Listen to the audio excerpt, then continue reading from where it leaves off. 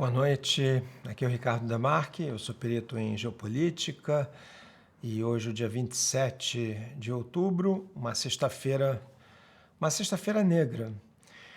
Eu vou rapidamente já começar a olhar as matérias do dia, mas o foco todo na política internacional hoje está na questão do Oriente Médio, a guerra em Gaza, a invasão israelense dos territórios de Gaza. Parece que hoje eles realmente aceleraram o passo, cortaram as comunicações e a região está ficando muito preocupante, né? Está aumentando a tensão na região. Outros países estão fazendo seus preparativos, Estados Unidos, o Irã, e não sabemos onde isso vai. A Rússia também, ela já está patrulhando permanentemente o Mar Negro, de onde ela tem caças armados com mísseis hipersônicos, aquele Kinzhal, que poderiam atingir o Mediterrâneo, onde os americanos têm um porta-avião.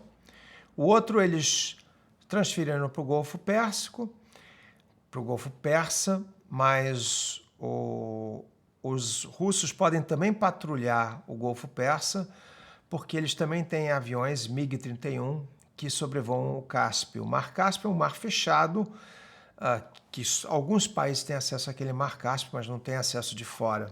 Ele é um lago interno na Ásia Central.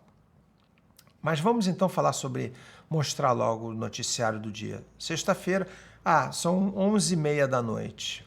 Hoje está um pouco mais tarde do que de costume. O Wall Street Journal. O Wall Street Journal noticia exatamente isso, que as operações terrestres de Israel foram intensificadas, à medida que também os ataques, os bombardeios por aviões também aumentou. Eles cortaram totalmente as comunicações na faixa de Gaza, os serviços de internet também. Aqui tem uma notícia breve que fala que os Estados Unidos está tentando obter um cessar-fogo ou uma pausa. A questão é que, para muitos países, qualquer pausa ou cessar-fogo é melhor do que nada, mas não é o suficiente. E eu acho que Israel não está aceitando, porque uma vez que pausar o conflito, ele não vai conseguir retomar. E o que se entende é que o Israel realmente quer, de uma vez por todas, eliminar o Hamas na faixa de Gaza. Tem analista até israelense que acha que não é possível, mas esse é o intuito. O Guardian, um jornal de grande circulação no Reino Unido, repete essas mesmas informações. A Assembleia Geral ontem passou uma resolução pedindo um cessar-fogo humanitário permanente e imediato. O Financial Times, idem, ele noticia que Israel está expandindo as suas operações, e na minha conta do Twitter tem pessoas dizendo que não é uma invasão ainda da faixa de Gaza, mas são incursões militares. Alguns canais no Twitter alegam que o sucesso foi limitado, alguns alegam que os israelenses sofreram baixas, mas nada disso ainda é confirmado. Esse aqui é uma matéria no Telegraph, que é uma coluna escrita pelo Ivor Roberts, onde ele basicamente alega que está se chegando muito próximo de um conflito regional. O grande problema hoje é que nós temos, essencialmente, no Oriente Médio, um teste de poder. Nós temos os Estados Unidos e seus aliados, que são a OTAN, a Europa, mas elas não têm presença terrestre no Oriente Médio. E, por outro lado, e tem Israel, que e sempre foi considerado a força militar mais dominante possível, mais forte do Oriente Médio. O problema é que, por que as tensões estão aumentando? Porque algo muito forte, nós estamos vendo esse bombardeio intenso em Gaza, mas os israelenses estão hesitando a invadir. Eles parece que fizeram algumas incursões hoje, vindo do norte de Gaza, mas estão hesitando em invadir. O custo vai ser muito alto. O Hamas muito provavelmente montou suas defesas, suas armadilhas. Mas para isso, então, o Israel precisa de uma carta branca, de uma autorização dos Estados Unidos para ir e fazer. Sozinho, Israel não consegue fazer o que quer nos seus territórios, não consegue ter uma incursão em Gaza, uma invasão em Gaza, porque Israel tem a fronteira do norte com o Líbano. E teme que, até porque já foi uma ameaça feita pelo Hezbollah, que se Israel entrar na faixa de Gaza, o Hezbollah vai abrir uma segunda frente de guerra no norte de Israel, no sul do Líbano. Mas se fizer isso, os Estados Unidos alegaram e trouxeram ativos militares para ajudar os Estados Unidos, e a opinião pública, os legisladores americanos estão sedento por uma guerra contra o Irã. Então Israel também já avisou, se eles tiverem que lutar uma batalha, uma guerra de duas frentes, eles vão atacar o Irã. O Irã ameaçou de volta, dizendo que se atacar, destruirão Israel. Os Estados Unidos estão posicionando seus ativos militares na região. E, por enquanto, é essa a situação. Então, e, por outro lado, Israel não está numa situação muito tranquila, porque eles perderam o poder dissuasório, o que se chama em inglês de deterrence effect, porque o desastre foi muito grande.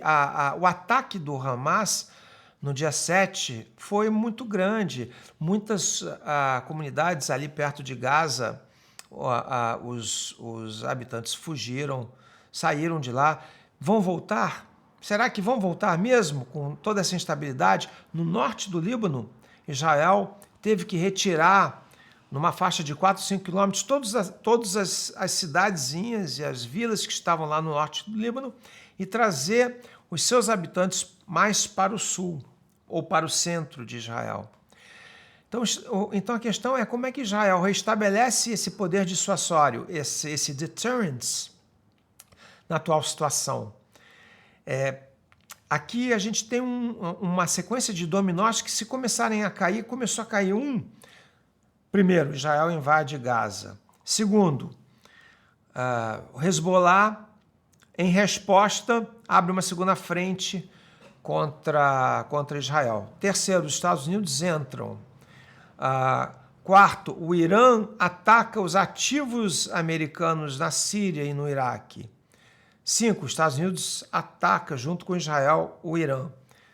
Aí a coisa complica, e muito. Então, essa matéria aqui do Telegraph explica um pouco como pode ser esse dominó, essa situação que leva a uma escalada de atividades militares e bélicas no Oriente Médio. Essa matéria, o New York Times escreveu essa matéria tem 3 dias já. Nossa, como o tempo passa rápido. Mas ele contesta a versão israelense sobre aqueles fatos, aquele projétil, que, segundo eles, não veio de Gaza. Então, o jornal americano mais conhecido contesta, fez uma avaliação, uma análise, aqui ó, a detailed visual analysis by the New York Times concludes that the video clip, o clipe que foi dado, que foi transmitido pela rede Al Jazeera, contém uma versão que é diferente da versão israelense de quem realmente foi responsável pelo ataque no hospital de Gaza. Isso é uma coisa muito importante. A gente se pergunta por que o New York Times está publicando isso agora. Qual o seu interesse? o cínico, e eu sou um deles, diria que os grandes noticiários dos Estados Unidos, e mais ainda os ingleses, publicam o que o governo quer. Mas, nesse caso, existe essa questão. É o que isso aqui? É uma tentativa de frear, então, uma invasão israelense? Será que os americanos estão irritados com os israelenses? Pelo menos em conversas informais, o clima está aquecendo entre os dois. Oficialmente não. É um apoio incondicional total, sem limites. Mas aqui a gente tem uma pequena evidência de que pode ser que esteja tendo uma certa discussão acalorada entre os dois países, entre a liderança israelense e os americanos.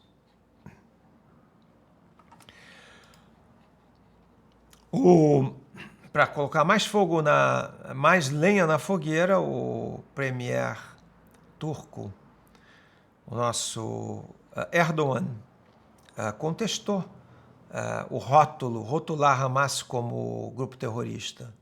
Disse bem claramente que eles estão lutando pela sua liberdade. Essa matéria aqui do Asia Times, que é um jornal que às vezes tem umas matérias, umas reportagens muito interessantes, avisa que estão todos na mão dos Estados Unidos. Israel agora depende dos Estados Unidos. Se os Estados Unidos não der o seu go-ahead, Israel não tem como agir sozinho.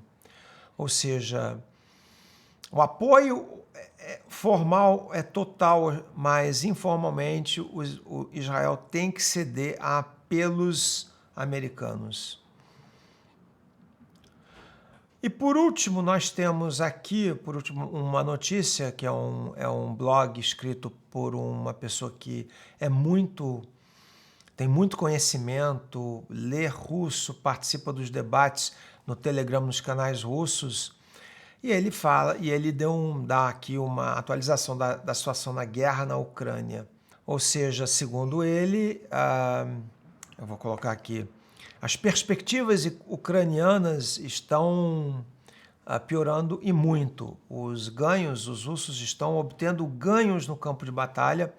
Não está sendo noticiado porque a Ucrânia foi relegada à penúltima página, porque da primeira à 20ª página em qualquer jornal na mídia ocidental, o que está noticiando é a guerra no Oriente Médio. Os armamentos, as munições, os investimentos para a Ucrânia agora são muito mais incertos. Tem um porém, o foco é todo na situação em Israel, mas o presidente Biden ele tem um ódio visceral dos russos. E ele tenta, pelo Congresso americano, ele tenta linkar a ajuda a um país ao outro. Ele tentou fazer isso agora. Ele fez até uma declaração em rede nacional, em cadeia nacional de televisão, mas ele falou que é uma questão dos dois países estão lutando pela liberdade e que os Estados Unidos têm que apoiar os dois países, inclusive falando até da questão econômica, que inclusive essa guerra e essas operações militares são boas para a economia americana. Eu achei isso um comentário muito triste e muito impessoal. Ou seja, as pessoas têm que morrer, os árabes têm que morrer, os israelenses têm que morrer só para financiar a economia americana. Eu acho uma coisa... Justamente a indústria bélica americana é aquela menos eficiente que tem. Eu acho de extremo mau gosto. Isso foi as notícias do dia. Falaremos mais tarde. Bom dia.